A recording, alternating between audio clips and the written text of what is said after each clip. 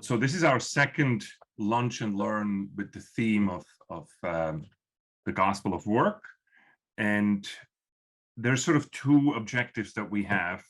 On the one hand, we want to provide you with the practical information and actionable advice with the focus on an audience of faith-filled professionals. But as we progress, and we hope this is like a snowball that gains in strength and size over time, is we do want to create an online community here of like-minded people who share with each other and help each other, and who live out business as a calling, which is sort of the theme and the focus of our school. The way this works is in the beginning, we have a short opening discussion. We usually invite an expert on a specific theme. So we start with the opening discussion for about a half an hour, where I interview, or I talk with the person a bit, and then we switch and we make it a discussion where everybody participates. For that, it'd be great in a half an hour that you all turn the camera on, so we can then build that community, that we get to know each other. And also at that point, we'd love to take a screenshot with a group photo of everybody. So that should be fun. And this fall, the theme is sort of twofold. We have the theme of Michael Novak, who was our first employee actually at the Sioka Center. And we just had a conference on him, but also the Gospel of Work, which is an extension of what Novak was all about. And in it, in the Gospel of Work, sort of our main prayer is the prayer of Ephraim the Syriac. And so maybe we start with that prayer together. In the name of the Father, and the Son, and the Holy Spirit. O Lord, Master of my life, grant that I may not be infected with the spirit of slothfulness and inquisitiveness, with the spirit of ambition and vain talking. Grant instead to me, your servant, the spirit of purity and of humility, the spirit of patience and neighborly love. O Lord and King, grant me the grace of being aware of my sins and of not thinking evil of those of my brethren. For you are blessed now and unto the ages. Amen. In the name of the Father, Son, and the Holy Spirit. My guest today is Michael Matheson Miller. He's the Senior Research Fellow at the Acton Institute and the director of one of the best documentaries I've ever seen. It's called Poverty, Inc. If you haven't seen it, you should definitely check that out. Poverty, Inc. Has many awards, and is not only beautiful in terms of the truth and the information in it, but also beautiful visually. And Michael is a fellow here, a distinguished fellow at the Sioka Center for Principled Entrepreneurship. And he's also the director of the Gospel of Work. As a matter of fact, I met him years ago through this work with Poverty, Inc. And I would say it may almost be 20 years ago. And when we started this project here for the Gospel of Work, I could literally, Luke and I could not think of any other person to do this than Michael and his team. But Michael is not just a super great director and a fellow over at Acton. He's also a very dear friend, somebody I really respect. And Michael, thank you very much for accepting the invitation and being here. Andreas, I'm delighted to be with you. Thanks for your kind words, and likewise, I'm grateful for our friendship. Yeah. Now, maybe it might be interesting, in the movie itself and in the 8 videos, we don't really talk about how the whole thing came about, and it'd be interesting to see your perspective on this. I mean, the whole thing is based on, from my perspective, it's based on it's a project we started to say the Pope and the CEO was a very impactful book. Unrepeatable, Luke's book was very impactful, but how many people actually read and bring things down to bite-sized pieces? And so we decided to move into a different medium, video, and start and shorten it and see if we could reach more of an audience with that. And that's when you got involved. And really, I have to say, even the idea of Gospel of Work was actually your idea. You came up with that title. Tell me a bit about, so that everybody hears and sees your perspective of how this came about. Sure. Well, I mean, I was honored that you and Luke asked me to be involved. And of course, I think, as you said, I mean, the Pope and the CEO and Unrepeatable are really important books that dealt, especially with John Paul II's vision of the human person as a subject with agency and not just an object to be manipulated. And that applies to whether we think of, say, the socialist regimes, right, where you're a kind of a cog in the state, or even a capitalist enterprise where you could easily be reduced to a utilitarian cost benefit cog kind of thing. And I think both you and Luke were really trying to articulate and distill that. And of course, the gospel of work really was just a stealing from John Paul II's gospel of life. And as you both articulated, we thought, well, why don't we call it the gospel of work? And those are kind of working title, and realized, well, that actually is a really good title, because I think the two of you always dealt with the idea of the good news about work. There was something, and this is part of John Paul, that work can be drudgery. It can be difficult. And, we focus a lot, as you talk about in the series, on the idea that the sweat of your brow, the suffering that comes from work after the fall. But work also is before the fall, and it's a reflection of God's image, and we're called to be fruitful and multiply and to participate in creation. And I was thinking about this the other day when I gave a talk on technology, and as you know, I'm always a little bit skeptical and always warning about the dangers of technology, digital technology. And someone asked me, well, should we just not use it? And I said, well, look, it's not just the phone that's technology. The pen is technology. Glasses are technology. And that books are technology. Books are technology. And we're really made to complete creation, to participate in creation. We're just not made to do nothing. And so that I think the whole idea of the good news about work is great, because work is something that's part of our nature. And that when we begin to see work as a valuable aspect of our subjective creative nature, then that begins to think, okay, now what does it mean to be a human person working? Now, how do we think about business, the economy, our vocation, and a host of other things? So that was really like the gospel of work. That's kind of how it came about. And the last thing I would say is we wanted to distill what you and Luke had done, and also the work, of course, of John Paul II and people like Michael Novak and others, into an easy to digest experience. Yeah. What you're saying there with the creativity, and we're doing a lot of talking around this. Luke and I both go out there and we talk a lot on this. And what ails us today, and it is part of the reason why this resonated so much with me when you said the gospel of work, because we didn't actually start with that angle. We started more with theology of the body and things like that. And the reason why the gospel of work resonated with me so much is exactly when you started to bring that up and that angle, and you said you almost magnify that a bit more out of all the things we're saying, is that it's exactly the time when I read all these things about disengagement at work and the great, what do they call it? The great exit or exodus or whatever. Resignation, the great resignation, And it's sort of, the great resignation. It sort of strikes me that, of course, this is something I experienced. Every one of us experiences this at work as well. The thing I put on is it's because we focus on the outcome of work and not work itself. And of course, spiritually, this has a lot to do with this idea that John Paul talked about God being God the creator, and then making us in his image and likeness. And that's actually the image and likeness, our creativity. And then when you go a step further, and when you look at it and say, look, the creativity of God is not just, God wasn't just interested to create the world to have an end product of the world. As a matter of fact, he didn't finish it. What he actually was interested in is to becoming the making itself, the word. Like Jesus, everything was made through the word.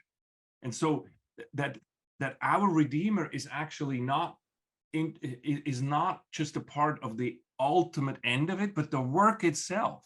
And I think that is exactly what's missing today. The reason why I'm frustrated with work at times is when I focus only on the outcome and I don't actually focus on the process and of the everyday difficulty, if you wish, of work. And I think this is something you put the finger right on as we filmed this.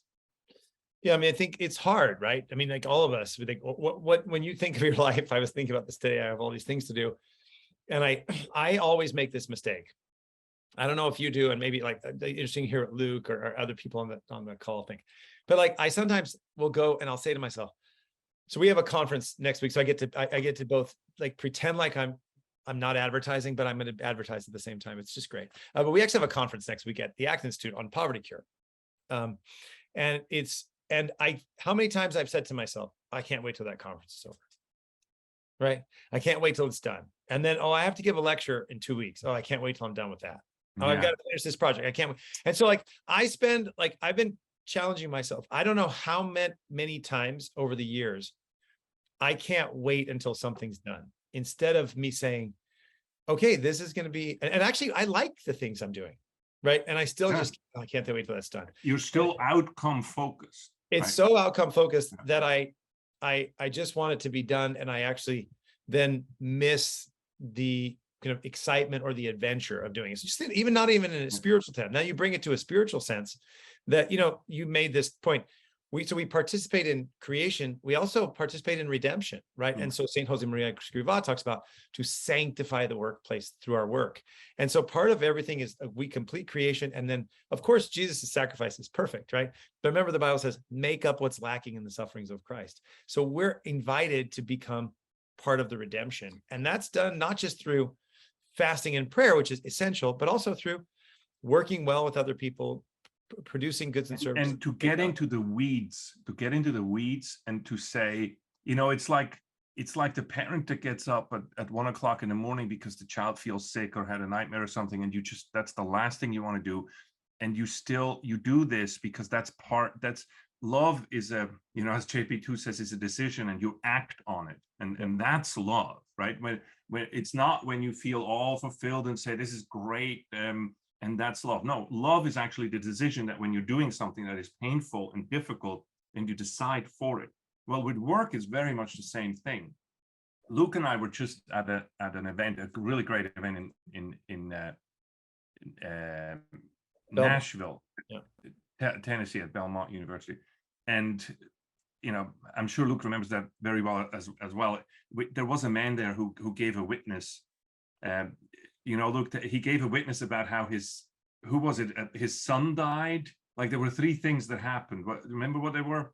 Yeah, I don't. He was the head of the medical school at Belmont University. His son died. His father died. His one son has a strong disability that's getting worse. And one other thing happened with him. And so these 4 things happened in like a month's time. And he witnessed to this. Yeah. And I'm telling you, he cried and everything. And in the midst of this, the guy next to him turns to him and says, what do you pull out of this? Like, what's the end of it? What's your recognition? How do you deal with it? And he said something really profound. He said, the thing I learned from all of this is I stop worrying about the end, because Jesus is the end. Jesus is with me, and he has the redemption is something that he is going to do. The ultimate situation is up to God, not to me. I am only focused on the process now. In the now, what do I have to do, and how do I deal with what's right in front of me? And to do that with all my heart and all my mind and all my strength. And I was like just sitting there saying, that's it. This man has gone through all of this trouble, and he found this inner peace with this very simple recognition, which is actually what you pointed out with the gospel of work, to say, focus on the work here and today with everything that entails. And some of it is not pleasant. Right. Well, I think Mother Teresa also says, like my wife always tells the children, that something to the effect of like, you focus on what you have to do, let God take care of the success. And I don't think, I think that's important, that, and I think that story of the doctor is very powerful. And when we focus on the what we're supposed to do, it doesn't mean that we don't care about justice, that we don't care about doing things well, that we don't care about like the creating this product. What it does, but it does mean that our focus is not on the success. Our focus is not on like only the end, but we realize that the good news about work is actually work itself. And then there's this like kind of Yeah. You know, let me maybe make a parallel. I don't think this is exactly right. Okay. I don't think this is exactly right, but I think it maybe gives an insight. So a philosopher I like, Dietrich von Hildebrand, and talks about joy cannot be grasped. You can't grasp joy. Yeah. And so joy is the superabundant fruit of a love relationship. And so when you love another person, when you make acts of the will, and you like take pleasure in serving the other person, and you're in this relationship, joy comes, but you can't grasp it, right? And in one sense, that doesn't hold because you can kind of like drive yourself to success. But success broadly understood, where it actually includes like taking pleasure and joy in a broad view of human flourishing, Yeah.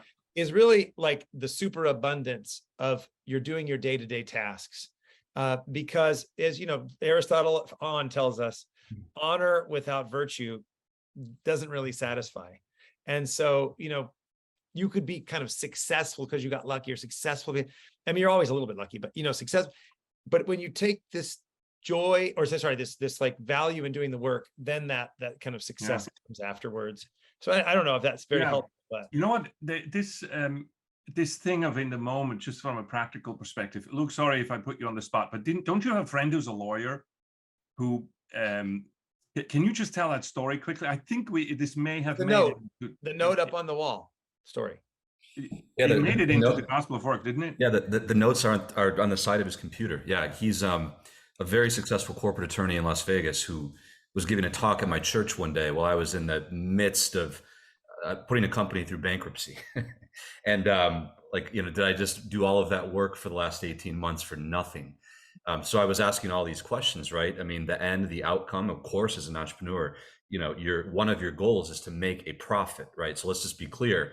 It's not only about the process. I mean, there is some goal in mind. And if you haven't thought about how you're going to make money, you know, that's a problem, right? You've got to think about how you can make a profit to pay people. So anyways, I'm going through this difficult time. And I went to this talk from this corporate attorney, and he gave a talk on prayer, and he just presented a way of thinking about prayer that I'd never heard before.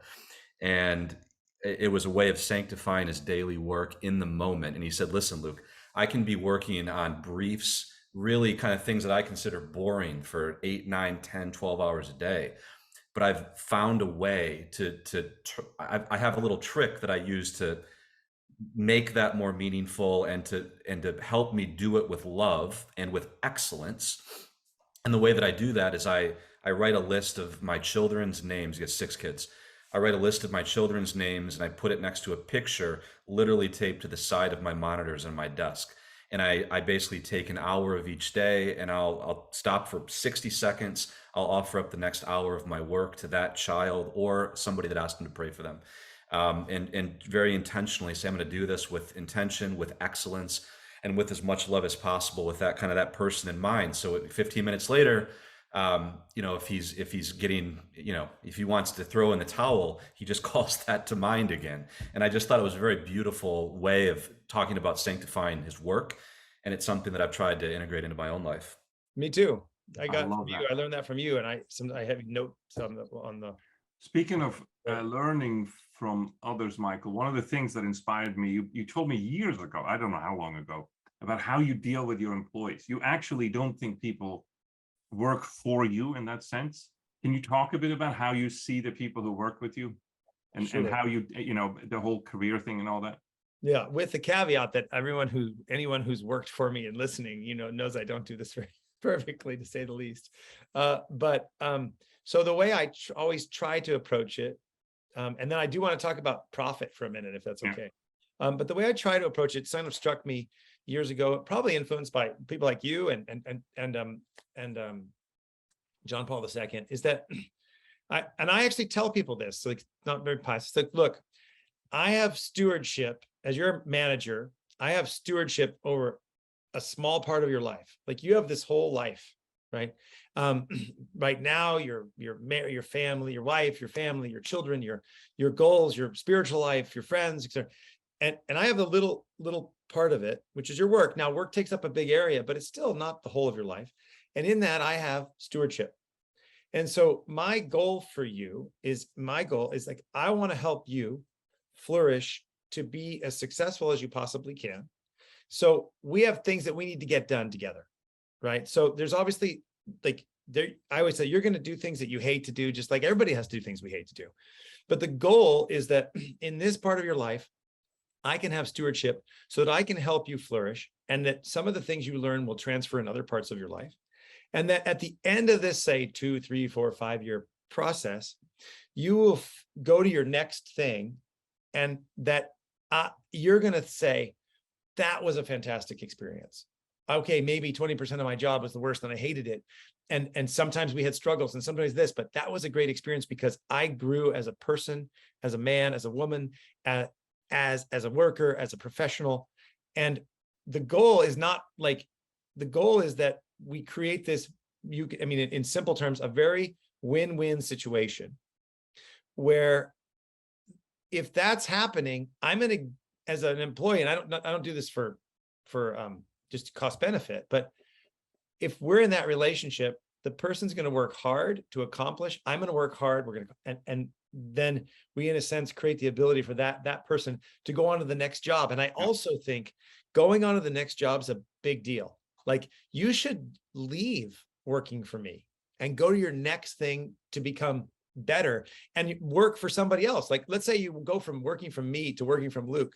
Luke and I have different personalities. We have different skills. You're going to now you're going to work for Luke, and you're going to learn things you could never learn from me. Right. And that's how I think about this concept of stewardship. And I actually talk to the employees about it and then meet with them so that they can create open doors for, like, Michael, you're not treating me the way you said, or Michael, this is a problem and this is what I want. And I also encourage them, like, if they have a new job opportunity, they don't need to hide it from me, because they sense immediately, like, I might be distraught that they're leaving, right? Because I want them to stay. But I also, like, am always intentionally show this excitement for them. Because it's a perspective. What I love, and I'm trying to do this, and this is not an easy thing, okay? Just like the thing about offering your work and getting into the weeds of things. This is also not easy, but the idea here is to take the perspective of stewardship of that person's career, which comes along with your responsibility for the excellence of that person.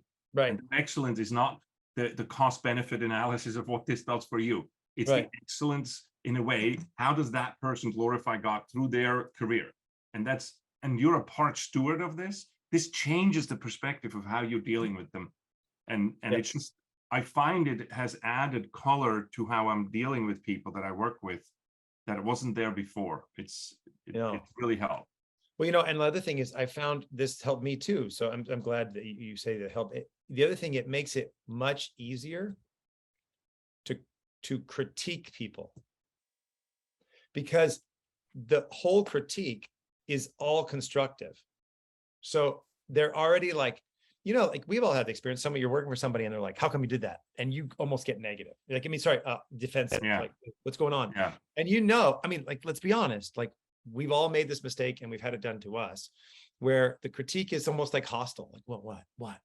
And if you can get the stewardship element, you can say, okay, I have 2 critiques.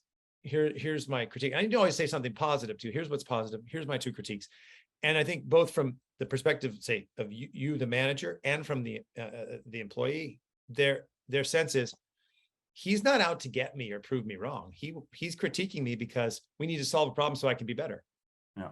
And then, like, it just totally, it really, I've seen it in my life. It changes the attitude of you and of the other, because we realize that we're in a process of striving for excellence. We're trying to do something difficult.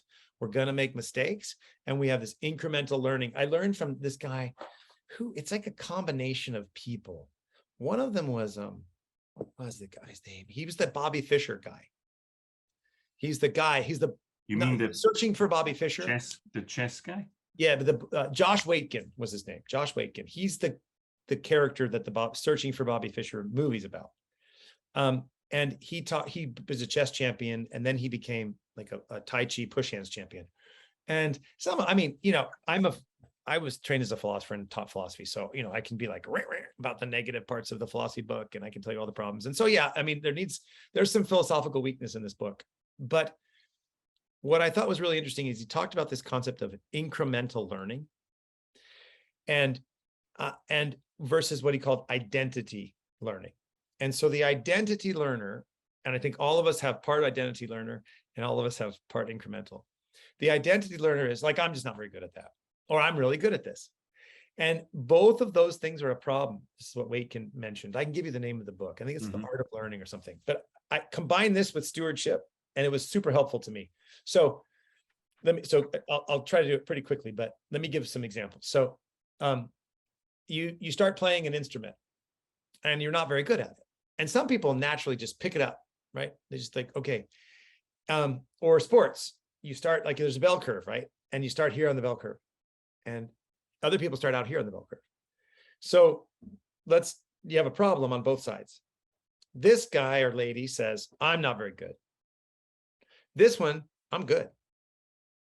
And Josh Watkins would say he was like a chess champion. He would play 12-year-old boys who thought of themselves as good, and their identity became, I win at chess.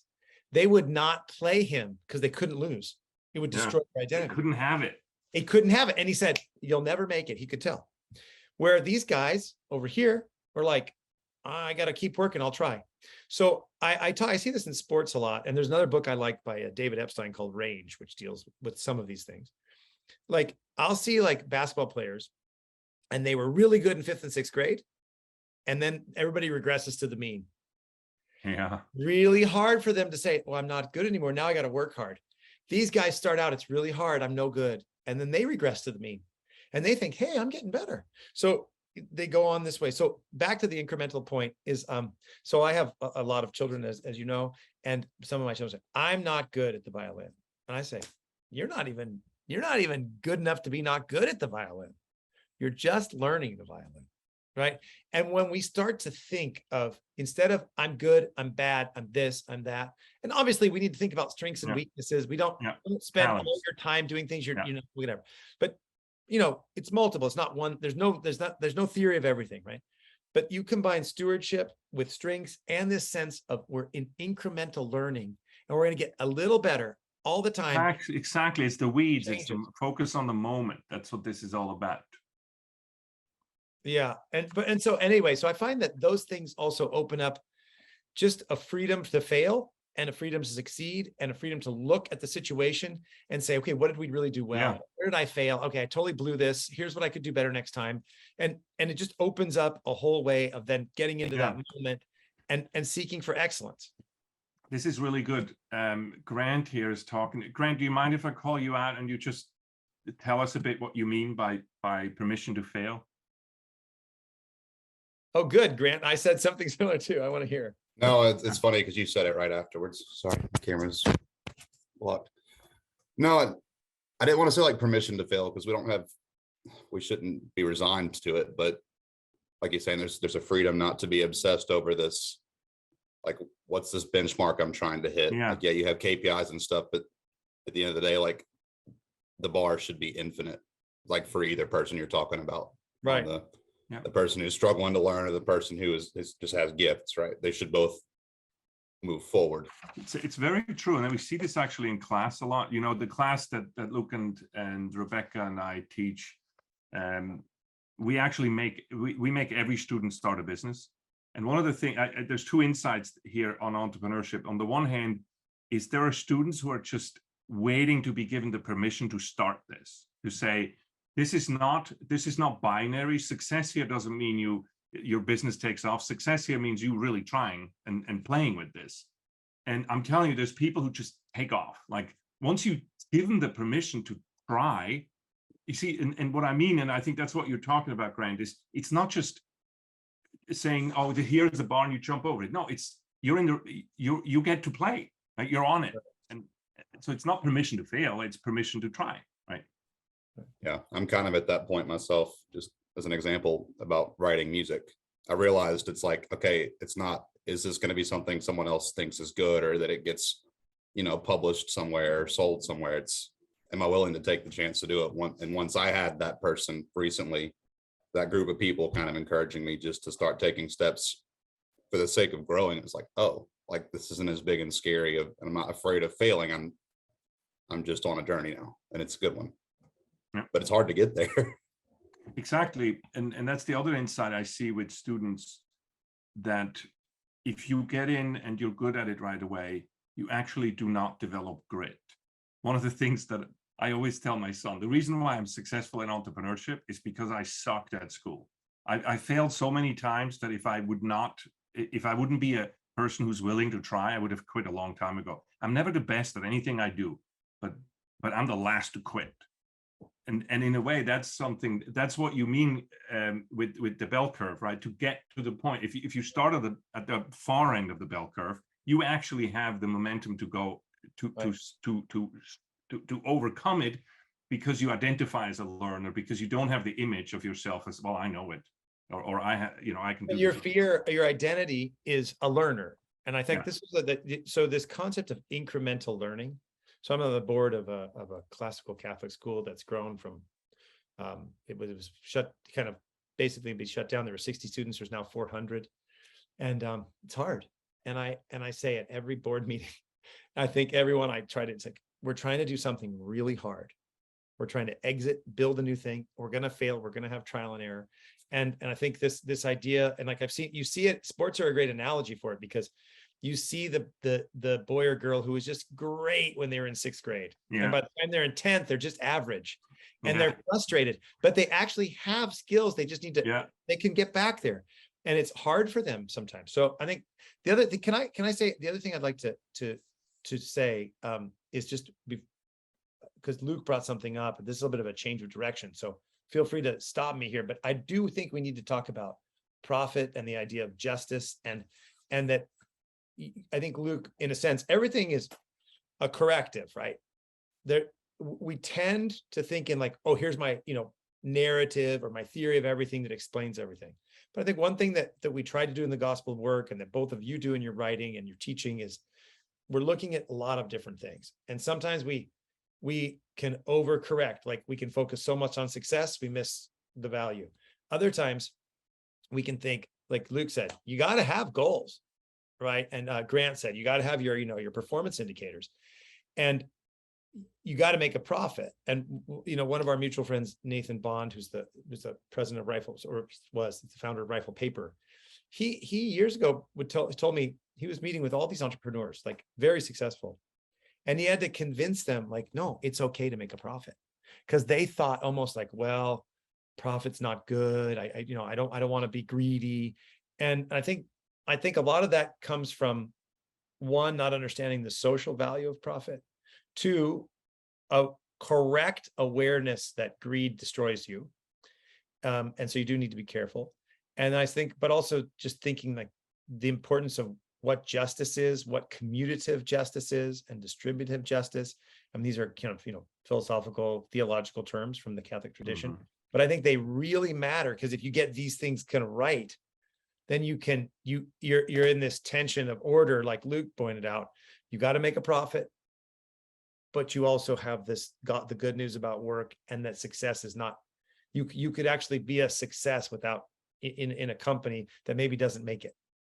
There are successes, and I know you've had that experience. I don't know. I mean, that's abstract. More than I'd like to admit. Right.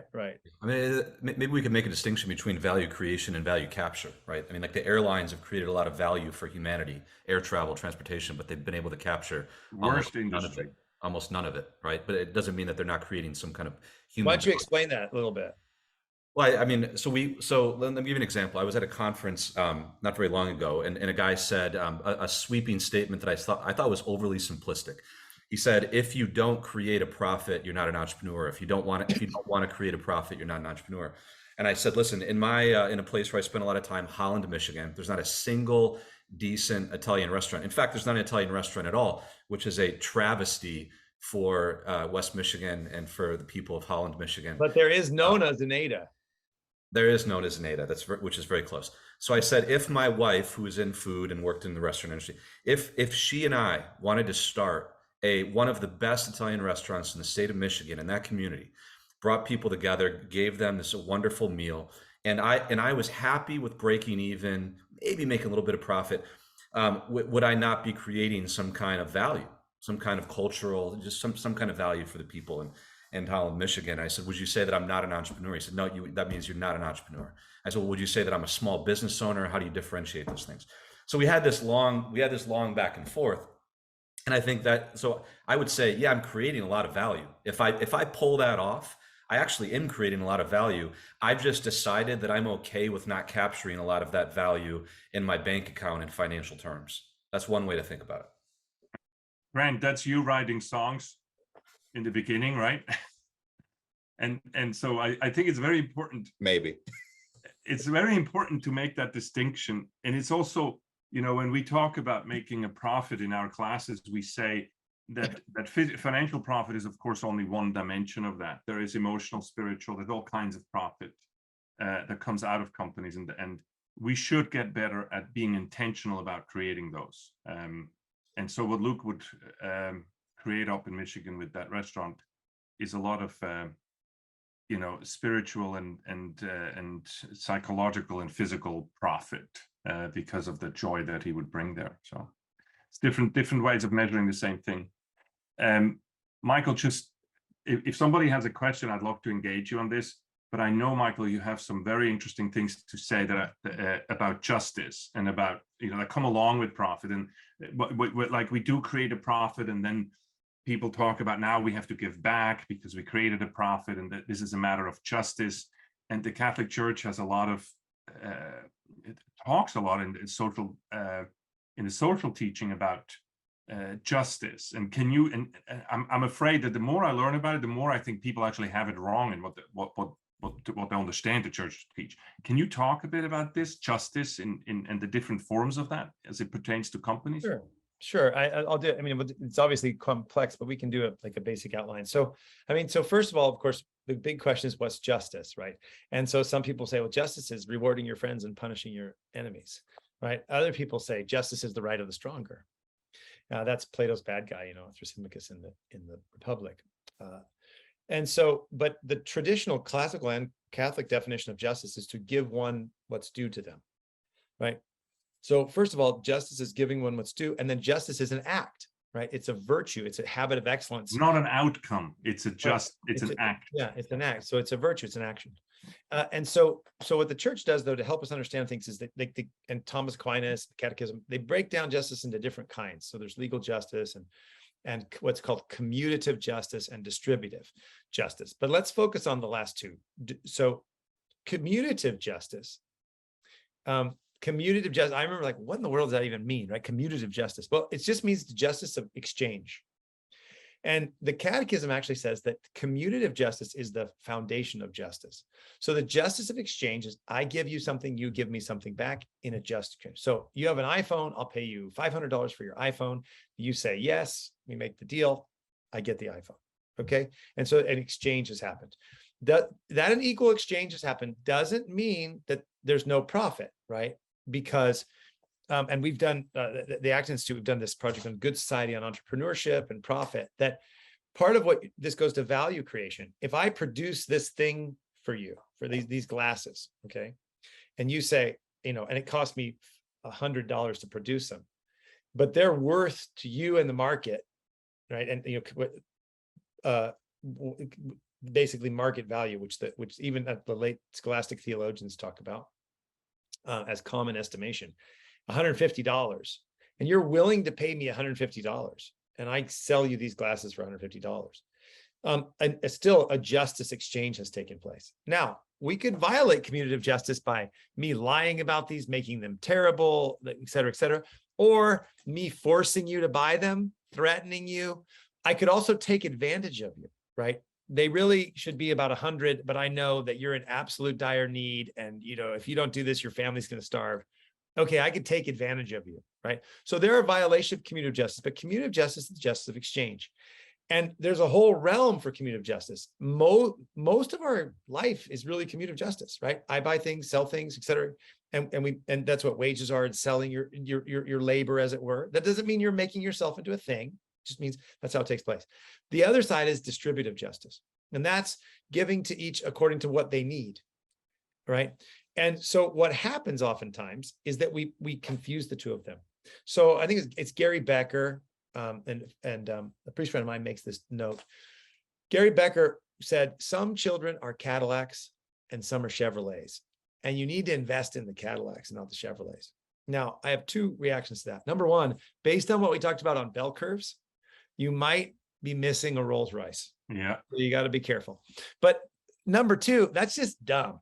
Okay. Children children are unique, unrepeatable human persons, right? Unrepeatable, as Luke's book says, right? And so it's applying commutative justice, that is market logic, into the family. Yeah, to where it doesn't belong. Yeah. To where it doesn't belong. So I have a just turned 9-year-old daughter. She's amazing. She can find absolutely anything I need in the house. I mean, like, oh, I don't know what I'm going to do without her. Right? I wonder why you would need that. You're such an orderly person. I know, it's amazing. And so God gave me this magnificent gift of not only is she a unique, unrepeatable person, she can find anything. So one day, though, I was looking for a book. It was The Pope and the CEO, and she couldn't find it. And so she sat down to dinner that night. I'm like, you can't have dinner. And she said, why, Daddy? I said, you didn't find the book. Okay. Now, immediately you see that's unjust. Why? Because I applied commutative justice into the family, right? Distributive justice means I work, I make the money, and then I distribute it to the children according to their need, right? That's how monasteries work. That's how the church works. That's how families work. It's not socialism. There's still private property. I don't own the hairbrushes in my family. Okay. They're there. They belong to the children who have hair. Okay. And they can take them with them. It's not socialism, because that's a big error. Oh, we have the family is socialist. Huge error. The family is a place where distributive justice is practiced. Now, sometimes what happens is we think that we should apply distributive justice to the market. So poor people, instead of being welcomed in, as we talked about in Poverty Inc. and all the work that you've done, both you and Luke and the whole Sioka Center, instead of poor people being welcomed into market exchange and given access to justice where they can create prosperity in their families, we give them stuff. We practice distributive justice instead of allowing them to have commutative justice. So I think a lot of the confusion about the value of business and the goodness of business is that we somehow devalue commutative justice.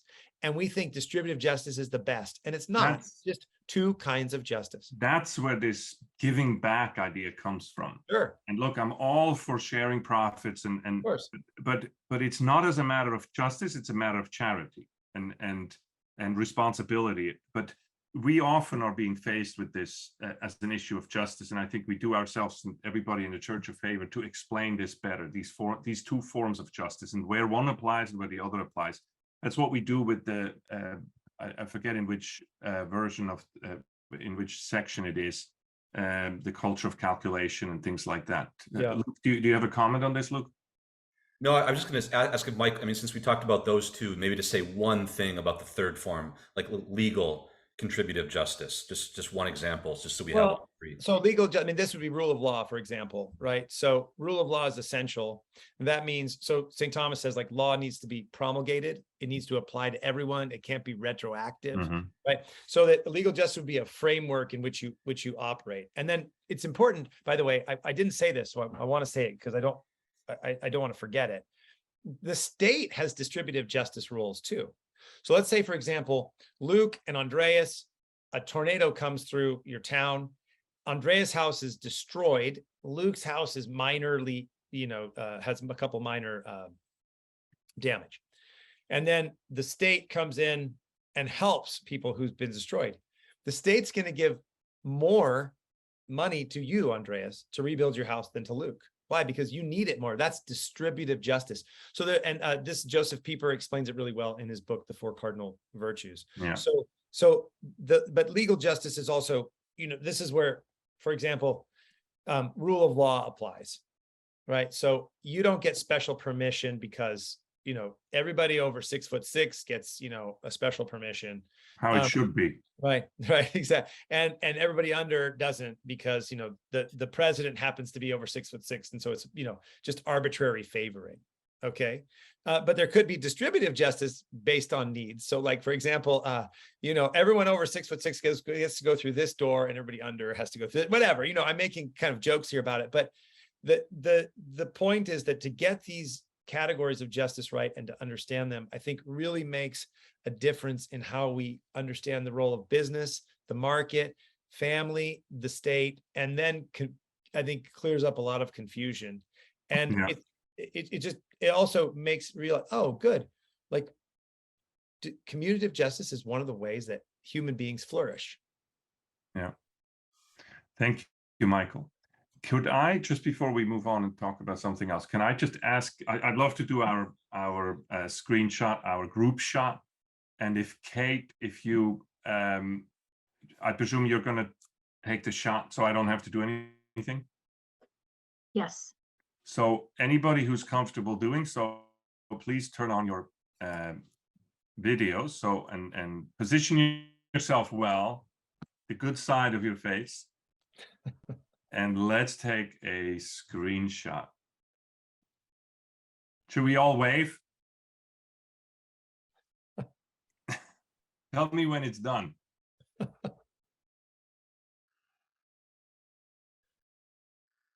I can only hold my smile so long. Yeah. Okay. Well Okay. done. And Andreas, if I can make one other plug, there's no money on this, but I actually have a podcast in my podcast called The Moral. I was gonna get You and to Luke have been on it, but actually I have an episode with Marcel Guarnizo, Father Marcel Guarnizo, Yeah. on justice, where we Yeah. actually spend about an hour and a half kind of Yeah. walking through some of these questions. If you're interested in hearing more, you could listen. Yeah. To I mean, where can they find, what is it called, your podcast, and where they can find more about it? Sure. So the podcast is called The Moral Imagination, and you can find it at themoralimagination.com or on Apple Podcasts or Spotify. And I actually have an episode with you on principled entrepreneurship, Andreas. I have a really great episode with Luke on his book Wanting while he was writing the book. So it was kind of, you remember, Luke, you were kind of working through it. So I'm going to hopefully have Luke back. I'd barely started writing the book, Michael, so I had no idea what I was even trying to say during the podcast. That's the good moment. That's in the beginning of the bell curve. That's where I know, but I mean, people liked it because we were just talking and we were going through the basics of Girard, and then so yeah, I know I'm very excited, happy to wanted to have you back so we can now talk about the book and all the things you've learned. Well, I do think that's. I just want to encourage everybody to think of it that way. What he said, what Michael said about the beginning of the bell curve, and what this doctor that Luke and I heard speak of is that to focus on what's in front of you and to fully give yourself at the work at hand, because that is what brings out the joy and our Christianity at work. It's okay to have plans and it's okay to work towards a result, but our focus should be right in front of us at what's going on, and do it with like Luke's friend, with do it, offer it up, and not in a painful martyr way in that sense, but offer it up in saying, all of our jobs have parts of it that we don't like, but we send ourselves into this with purpose to say, yes, this is what I'm doing, and you do it intentionally. And I think out of that comes that this is how we give of ourselves. Out of that comes a huge amount of joy and purpose back to us. The first step that I try to implement in getting joy out of work. I hope this is one of the big lessons that we can take away from here. Michael, do you want to say a couple of, and please tell people also where they can find Poverty Inc. Sure. Luke has a question if there's time. And I would just say the other thing is, like you brought up, but something that's helped me is that stewardship model of thinking, the incremental learning, the stewardship model, the work, and the bell curve. I think those things are both theoretical and practical. And then, realizing if you're struggling with like the fact, like, is business just? Well, like either it's just or it's unjust. What I mean by that is either you're doing bad stuff and you're producing bad things, or things that aren't valuable, or you're stealing, or you're cheating, or you're lying. And if you're not doing that, then you're engaged in commutative justice. And I think knowing that and saying that you're creating value and hopefully capturing value is important, because that kind of, I think there's a tension like, well, should I be doing something more important with my life? And the answer is maybe, but not because what you're doing isn't important. It's because you have a different calling. But that's different from like what I'm doing is just doesn't matter, because it does matter. I mean, how else are we going to eat and be transported and get goods and service. How else are we going to do it? Right. We have to create value. And I think, and so getting that sense of justice, I think is really, it sounds theoretical, but it matters. Luke, did you have a question or comment? Yeah. So Michael, the name of your podcast is The Moral Imagination, and nobody has done more than you to make me think about what is a moral imagination. I've been haunted by the question, how does business shape a moral imagination? I've been thinking a lot about that. So what are your thoughts? I mean, what role does business have to play in relationship to a moral imagination? And maybe just what is the moral imagination? Where does that term come from in the first place? Well, I can start with the first part and then you can answer the second. So the moral imagination actually comes from the great writer Edmund Burke, a political statement. He, in his book on the reflections on the revolution in France, he said, we have emptied out the wardrobe of the moral imagination. All right. And so we're left to our like naked, shivering selves, and it's going to create a disaster. And there's a really overlap between Burke's work and C.S. Lewis's work, The Abolition of Man, where Lewis says we think our intellects are big, but it's just because our chest, our heart has been destroyed. And so Lewis said that the head, the intellect, rules the belly, the passions, through the chest. And the chest are these ideas of nobility and beauty and goodness and heroism and bravery, etc. But and I'm going fast, and this all connects to good old Benedict XVI and his Regensburg address, where he said, we've reduced reason only to that which is measurable and empirical. And so all the fundamental human questions of life, beauty, friendship, compassion, nobility, are pushed outside the realm of reason. They've emptied out the moral imagination. And so what we have is hyper-rationality, materialism, and back to Michael Novak, I think he wrote a book, Awakening from Nihilism. Right now, we have two things knocking on our door: nihilism and despair, and technocracy and utopianism. And the answer to that, of course, is the human person, the creative human person, right?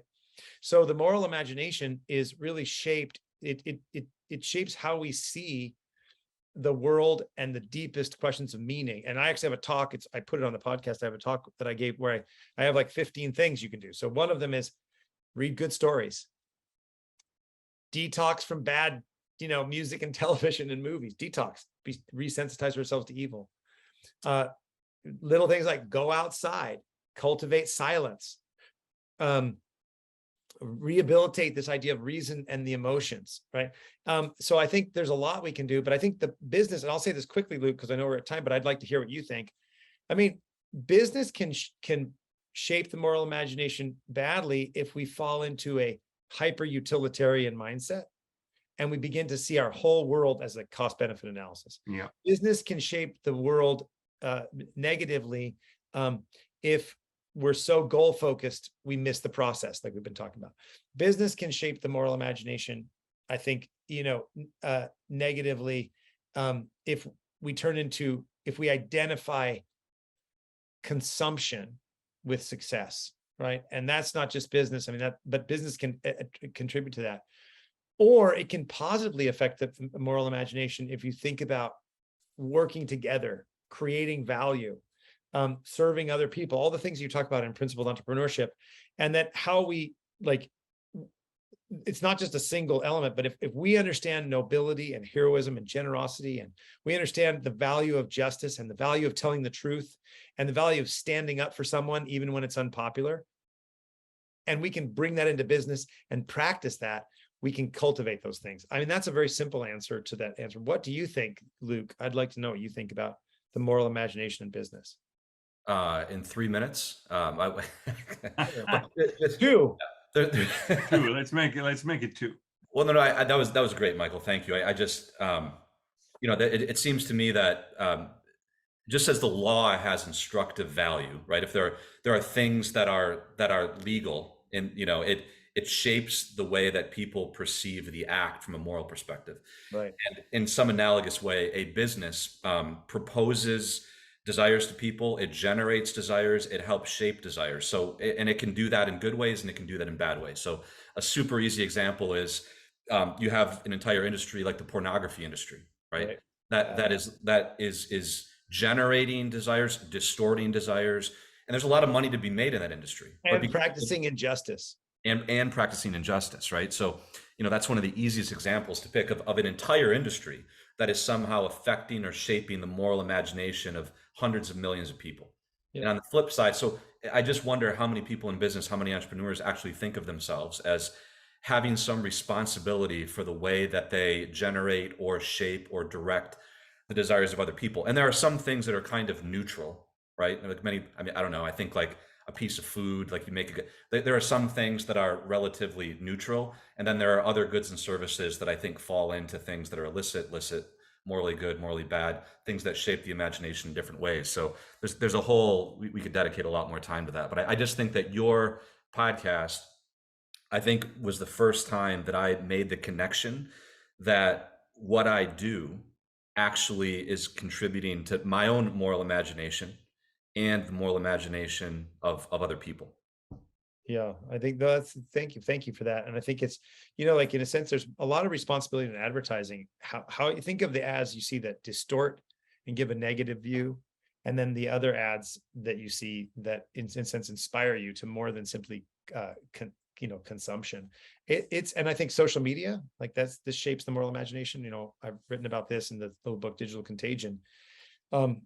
The constant distraction, the constant decide to I think your book wanting a mimesis, the mimesis on the study of mimesis and positive and negative mimesis, I think is really about that. I mean, I think it's super important that you were one of the people who introduced Gerard to me. Other people did too, but you were like, I need to get a fast summary of Gerard. Like, Luke, if you want to get Gerard, just call Luke, give him 30 minutes and he'll take you down a road to open up your mind to really get Gerard. And I think that bringing out Gerard's points and applying it into the business world, both for positive and negative mimesis, is, I think, really super important work that you've been doing. So anyway, I was very honored to work with both of you. One thing I will say on the filming, I only have a minute here, is that we had one disappointment. We were going to go to Rome to film this project. We had tickets. We had our flights. We were going to film Andreas and the columns and Luke and things. And we were going to tell some personal stories. And this little pandemic came. And we were actually supposed to go to remember Rome in March, 20th, 2020.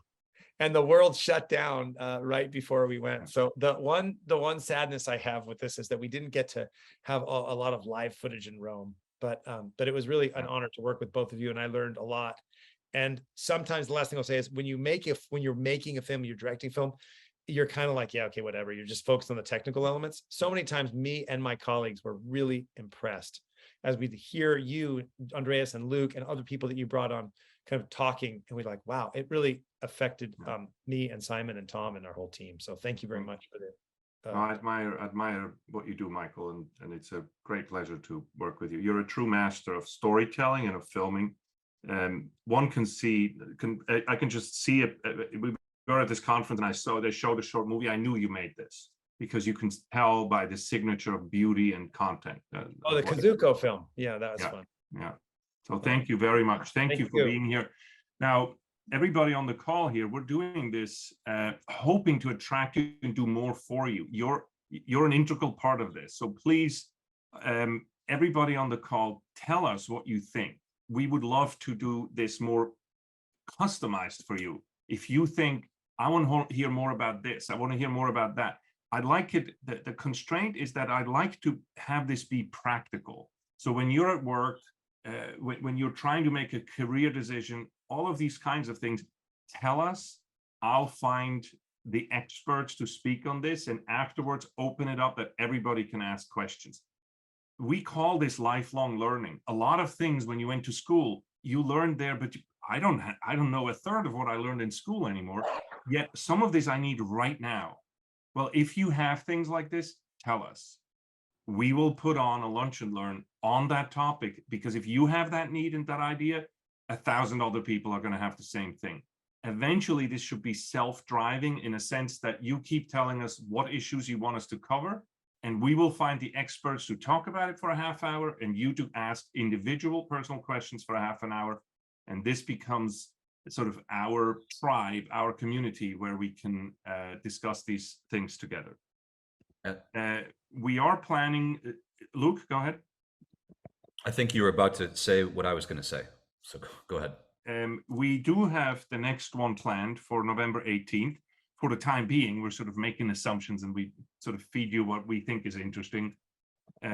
Lee Carosi Dunn, who's also in the Gospel of Work, she's Senior Vice President at Google, and we're inviting her in here into this closed forum so that we can talk with her about the things she said in the Gospel of Work, but also to talk about, you know, God and the world, whatever comes up when we're all together here. Is that what you thought I was going to say, Luke? It is, yep. So I just want to say, Michael, I echo everything Andreas said. Thanks so much. It's a pleasure as always working with you. And Chris Dufel in the chat said Y Combinator style public office hours would be interesting. So Chris, thanks for the suggestion. We're always looking for feedback, and that's something that we'll see if we can make happen. And then in December, we'll have another one of these with our colleague Brandon, and the topic of that will be beauty at work. What's the role of beauty in relationship to work? I hope you come back. I thank you for this hour, and God bless you. Thank you very much. Yeah, God bless you. Everybody.